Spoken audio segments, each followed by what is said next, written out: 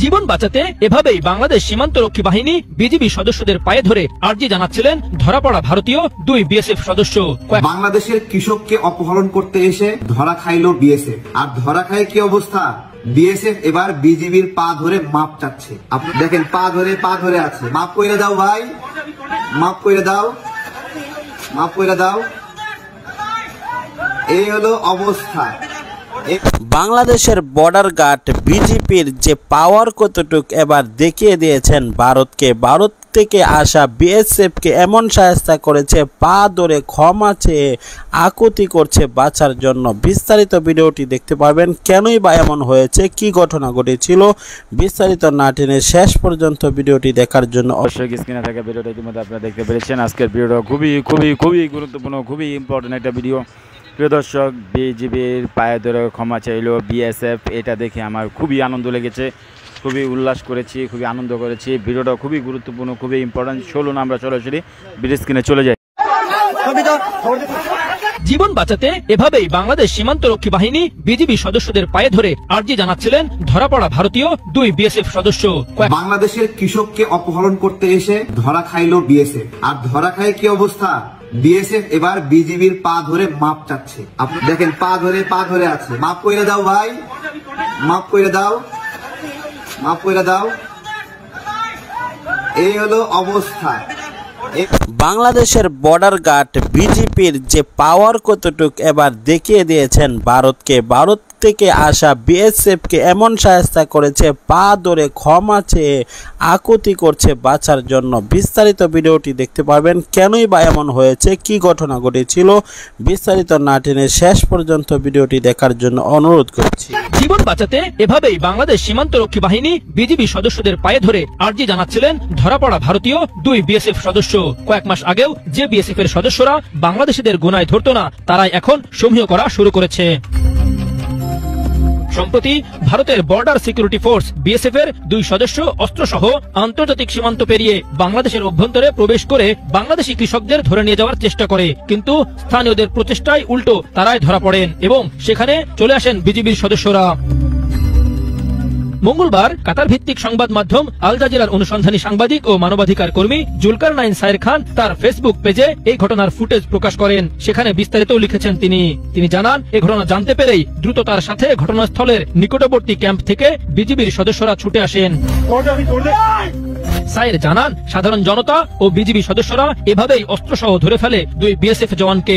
পরবর্তীতে ক্ষমা প্রার্থনা করায় যথাযথ প্রক্রিয়া অনুসরণ করে তাদের বিএসএফ কর্তৃপক্ষের কাছে হস্তান্তর করা হয়। এই ঘটনার একটি ভিডিও সামাজিক যোগাযোগ মাধ্যমে বেশ আলোচনা তৈরি করেছে। 5 আগস্ট ফ্যাসিস্ট শেখ হাসিনা পালানোর পর থেকে ভারতের চোখে চোখ রেখে কথা বলছে বাংলাদেশ সীমান্তরক্ষী বাহিনী। কোন সীমান্তে আন্তর্জাতিক আইন লঙ্ঘন করে বাঁধ ও কাঁটাতারের বেড়া নির্মাণ করতে চেয়েছিল বিএসএফ, কিন্তু বিজিবির বাধায় তা করতে পারেনি। এমনকি সীমান্তে বাংলাদেশি কৃষকদের আতঙ্কে রাখতে কাঁটাতারের বেড়ায় সন্দেহজনক বোতল ঝোলানোর মতো কাজও করেছে বিএসএফ সদস্যরা। আর নিরীহ বাংলাদেশিদের উপর পশুর মতো গুলি করে হত্যা তো থামছেই না। অন্যদিকে পাকিস্তান ও চীন সীমান্তে চরম চাপের মুখে রয়েছে ভারতীয় বাহিনীর সদস্যরা। বিএসএফ সদস্যদের প্রতি তীব্র ক্ষোভ ঢালছেন নেটিজেনরা। তবে এই মুহূর্তে দুই বিএসএফ সদস্যকে ক্ষমা করে তাদের দেশে ফিরিয়ে দিয়ে মানবিকতার অনন্য দৃষ্টান্ত স্থাপন করেছে। বাংলাদেশের কৃষককে অপহরণ করতে এসে ধরা খাইলো বিএসএফ, আর ধরা খায় কি অবস্থা, বিএসএফ এবার বিজিবির পা ধরে মাপ চাচ্ছে। আপনারা দেখেন, বিষয়টা দেখলে খুবই ভালো লাগবে। দেখেন পা ধরে আছে, মাপ কইরা দাও ভাই, মাপ কইরা দাও, মাপ কইরা দাও। এই হলো অবস্থা। এই যে দেখেন অবস্থা।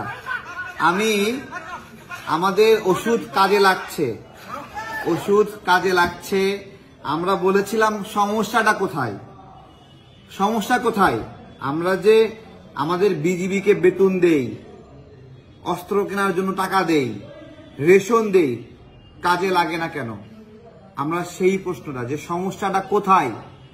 এই যে আজকে দেখছেন কৃষকদের হাতে ধরা খেয়েছে বিএসএফ, কৃষকদেরকে অপহরণ করে নিয়েছে। সেই অপহরণ করতে আইসা কট খাইছে। বিএসএফ কিন্তু নিয়মিতভাবে এই অপহরণটা করে, বাংলাদেশের ভিতরে ঢোকে, কৃষি কাজে বাধা দেয়। ক্ষেত খামার করতে বাধা দেয় এবং কৃষকদেরকে ধরে নিয়ে যায়। শুধু তাই না, বাংলাদেশের অভ্যন্তরে থাকা গরু তারা চুরি করে নিয়ে যায়, ছাগল চুরি করে নিয়ে যায়। এরা আজকে বড় বড় কথা বলে। আজকে এরকম পা ধরে কেন মাপ চাইলা? তোমাদের কাছে জিজ্ঞাসা করছি, পা ধরে মাপ চাইতে হলো কেন? আমরা তো পারতাম ঠুস করে দুটো গুলি করে দিতে, আমরা করি নাই, কারণ আমরা মানুষ। আমরা জানি সীমানা লঙ্ঘনের জন্য মানুষ হত্যা করতে হয় না, প্রচলিত আইন বিচার আছে, এবং আমরা সেটাই করেছি। যথাযথ ব্যবস্থা নিয়ে আবার বিএসএফ কে ভারতের কাছে আমরা হস্তান্তর করেছি। এটা হলো আমাদের স্টাইল। আমরা যে মানবিক, নৈতিক, ভদ্র, সভ্য তার একটা প্রমাণ। আজকে পা ধরে মাপ চাচ্ছ কেন? আমাদের বাংলাদেশের নাগরিকরাও এরকম ভাবে তোমাদের সাথে ঘটনা ঘটে, তোমরা মেরে ফেলো। আমি বিজিবিকে বলবো, সারা বাংলাদেশ আপনাদের সাথে আছে। আমাদের কৃষকরা কাস্তে নিয়ে আপনার পাশে দাঁড়াবে, কোদাল নিয়ে আপনার পাশে দাঁড়াবে। আপনারা সঠিক দায়িত্ব পালন করেন, আর পিছু তাকানোর সুযোগ নাই। আমরা আমাদের জায়গা থেকে আমাদের শক্তিমত্তা দেখাবো, আর যদি দেখাতে পারি তাহলে এইভাবেই বিএসএফ পায়ের তলে এসে ক্ষমা চাইবে। ওরা খুন করেছে নির্মম ভাবে, নারী, শিশু কাউকে বাদ যায় নাই। ছোট্ট বাচ্চা স্বর্ণা দাসকে হত্যা করেছে। কিভাবে হত্যা করেছে? 27 জন শিশুকে হত্যা করেছে। এতটুকু নিষ্ঠুর এরা। আমরা জিজ্ঞাসা করেছিলাম, ভারতের আশেপাশে আরো দেশ আছে, নেপাল, ভুটান, চীন, পাকিস্তান, আফগানিস্তান, এইসব দেশে হত্যা করতে পারে না, আমার দেশে কেন করে? আমরা সঠিক ব্যবস্থা যদি নিতে পারি, এভাবেই পা ধরে মাপ চাইবে বিএসএফ। এটাই আজকে বলছি। ধন্যবাদ সবাইকে।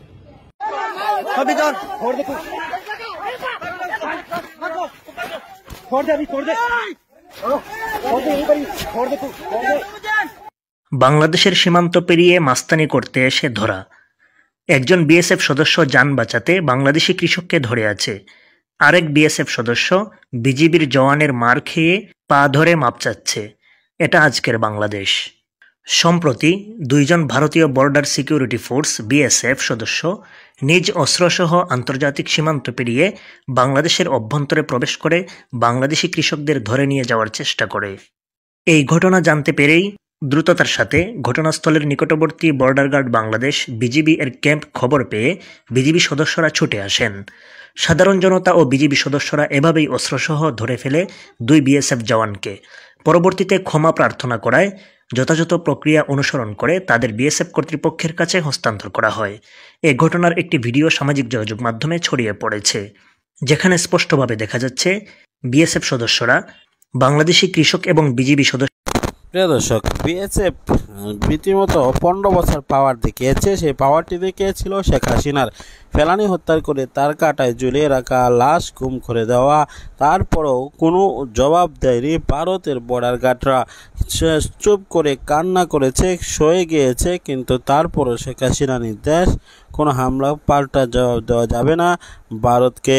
আর সেই গোলামি করে আসছিল ভারতের বিজেপি। গোলামির জিঞ্জির যখন ভেঙে গিয়েছে, এখন কঠিনভাবে ঘুরে দাঁড়িয়েছে বাংলাদেশের বিজেপি। পালাতে বাধ্য হয় বিএসএফ।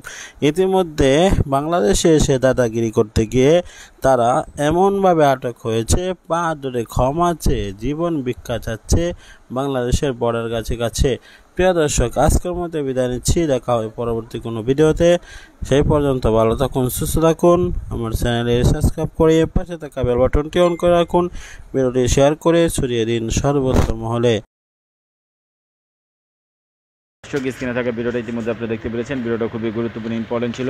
মূল্যবান মতামতগুলো কমেন্ট বক্সে কমেন্ট করে জানিয়ে দেবেন। আপডেট ভিডিও পেতে চাইলে 9 মিনিটে চোখ রাখবেন। ভালো থাকবেন, সুস্থ থাকবেন, এই বলে আমি বিদায় দিচ্ছি। আল্লাহ হাফেজ।